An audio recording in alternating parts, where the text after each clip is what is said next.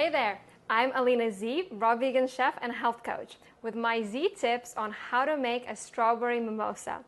Now this is my first time actually opening a bottle of champagne, so let's do it on TV, why not, right?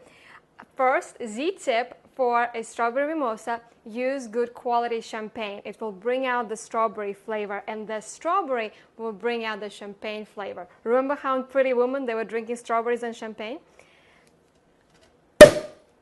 Not too bad for the first time, right?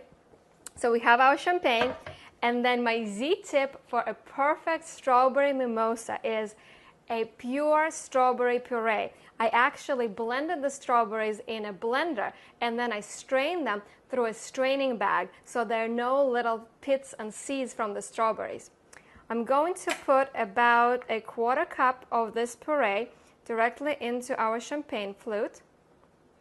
And then I'm going to pour the champagne. Now the Z tip for pouring the champagne without the foam, to make sure that you do it on this angle. Now I am a raw vegan chef, but you know what? You gotta have the right balance in your life, so you have raw organic strawberries. Remember, strawberries have a lot of pesticides when they're not organic. So if you're buying conventional, soak them in vinegar before.